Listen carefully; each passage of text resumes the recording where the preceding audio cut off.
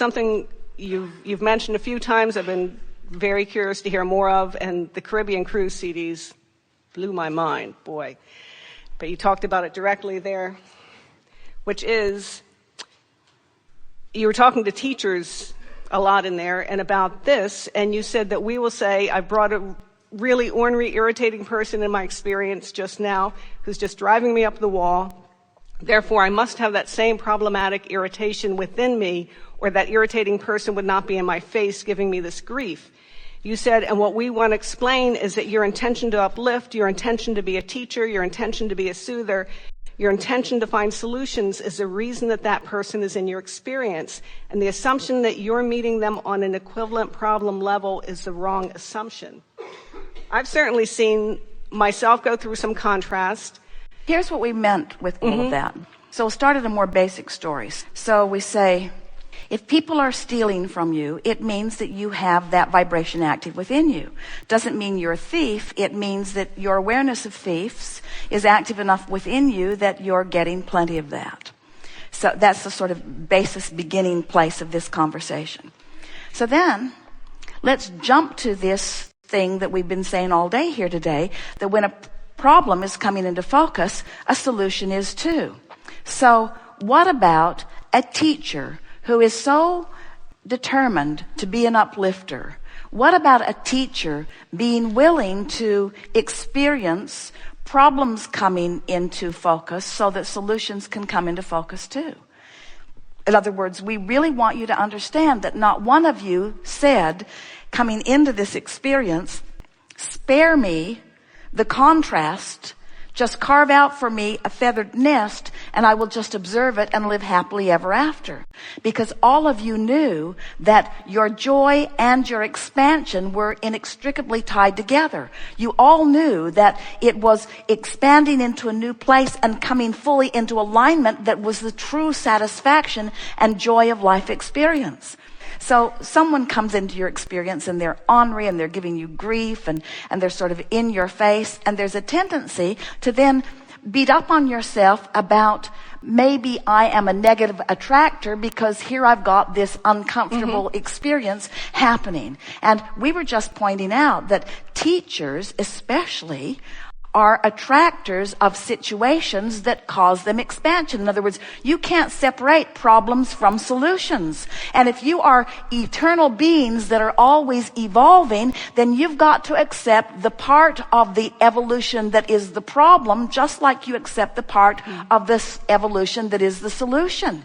You can't have one without the other. If there is not a question, there cannot be an answer. The thing that particular seminar on the Caribbean cruise started the conversation about, and we are adding to it with every gathering that we participate with the likes of you.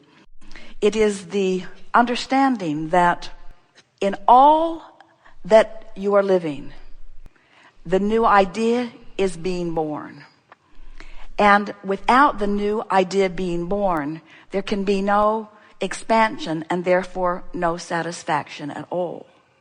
The new conversation that we really began having on that Caribbean cruise is the solution and problem coming into fruition simultaneously, and the choice that you have in any moment of which you more resonate with.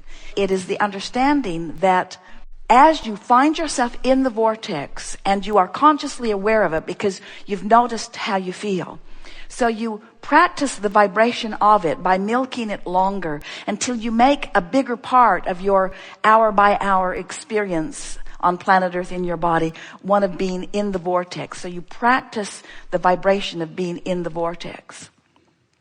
What begins to happen is you begin living a sort of real-time experience. It's just remarkable as it begins to show itself to you, because what it means is, as a problem flickers, the solution flickers too. So We've been going on and on for years about knowing what you don't want and knowing what you do want. And we've also said to you for many, many years, you've put enough in your vortex to keep you busy for 20 or 30 lifetimes. You don't have to keep hammering it out. You don't have to keep suffering yourself into expansion. This is the time of awakening. This is the time to tune yourself to the expansion that you've already carved out. And let the manifestations be the manifest. What is a manifest? Manifestation is like a affirmation or evidence of something.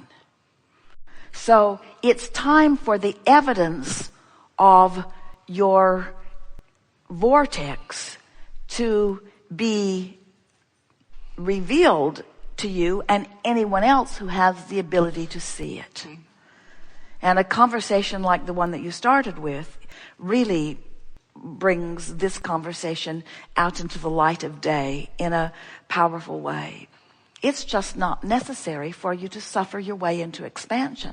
But it doesn't matter where you stand. You can get to where you want to be from wherever you are, no matter what. Good morning. It is. Thank you so much for being here. Oh, she took it away. Your time is now up. You said it so many times. You've been talking about vibration, and I've been thinking about it for several months. I just couldn't wait to get here. Your next book, Spirituality, the Final Frontier. Is it really vibration, the final frontier? Is it really our deep understanding of vibration and everything that means to manage it, to shift it? Yes. The reason that we put spirituality as the lead title in this Vortex of Attraction Final Frontier conversation is because until you acknowledge the two vibrational parts of you and the relationship that they have with one another, you have no guidance. Mm-hmm. It's like what we were talking about at the beginning here today. You're counting on the most loudly squeaking wheel, or you're counting on someone outside of you making the determination and convincing you about the appropriateness or inappropriateness. Mm-hmm. So it just drives you crazy. The only way you can ever be the deliberate creator and therefore the satisfying fulfiller of your reason for being is by recognizing these two vibrational aspects and consciously, deliberately blending the two. Mm-hmm. And the reason we call it the last frontier is because people will get sick, they'll go to several doctors, they'll take all the drugs, they'll have big pieces of their body removed. They'll do everything other than align energy. It's like the last ditch effort. We really enjoy seminars with terminally ill people because they pay much better attention.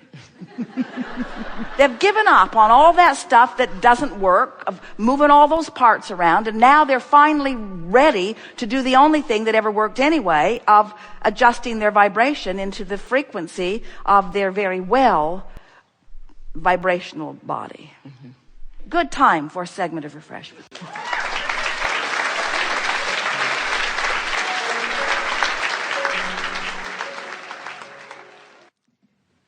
Have we convinced you that you are vibrational beings? Do you believe that we are vibration? Yes. Do you believe that this time-space reality inspires vibrational expansion? Do you believe that everything that you see in terms of manifestation was a vibrational reality first? Do you believe that this planet came into being because it was visualized? Do you believe that you are a vibrational interpreter and that what you see and hear and smell and taste and touch and so on is your interpretation of vibration? Do you believe that what you see in your dreams are indicators of your vibration? Do you believe that your dreams are reality? Well, they're not really reality, but they're a sort of reality. They come from somewhere. In the same way that you see that your dream is something that is created by you, do you understand that your real life is something that's created by you? And does that make it easier for you to understand that this vortex is something that's created by you? And do you understand that in the same way that what is, in terms of the manifestation of your planet and its technology and your clothes and your body and your eyes and all the stuff that surrounds you, that it comes into seeable, smellable, hearable, tastable, touchable manifestation because enough attention to it has been given long enough that by law of attraction it must. It's evidence of vibration. Can you get that?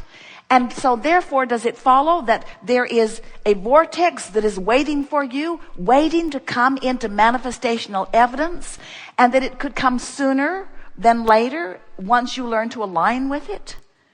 Have we convinced you that if you could have less determination to dissect the realness of reality, and more soft willingness to feel the emotion of vibrational reality would become reality? That's all it takes to shift it. Esther couldn't find her gold pen. She looked everywhere. It was upsetting to her. She wanted this beautiful gold pen. She looked and looked and looked and looked. They moved to a new city. She thought, well, when I unpack everything, it will show up, but it didn't. She went through every pocketbook, every piece of clothing. The pen was lost. The pen was lost. The pen was lost. It was lost. It was lost. She could not find it. It was lost.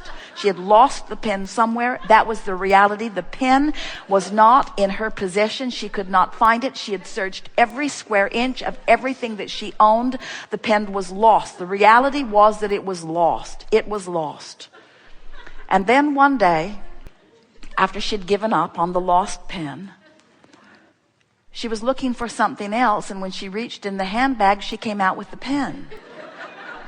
And it was so illogical because she had turned that handbag inside out. She had dumped it upside down. She had felt everywhere. But you cannot find something that defies what you believe. Your belief brings you the manifestation.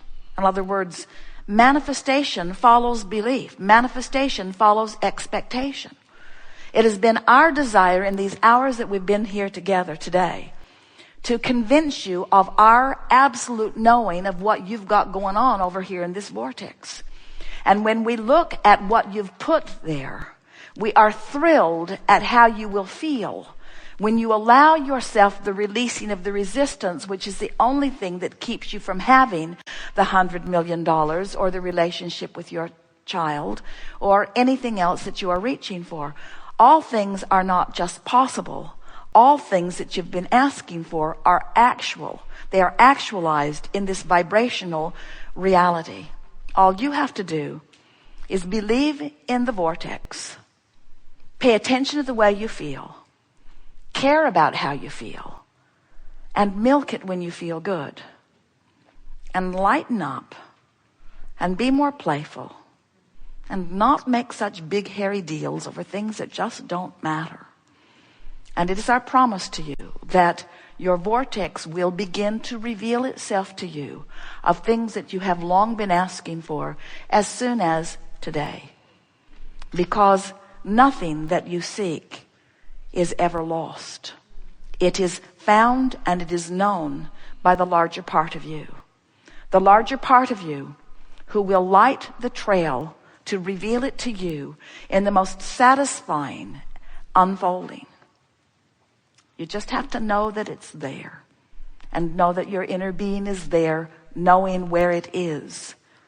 And then ask for guidance in an attitude of expecting the perfect unfolding, whether it's a healing or an avalanche of money or the restoring of a relationship. It doesn't matter what it is.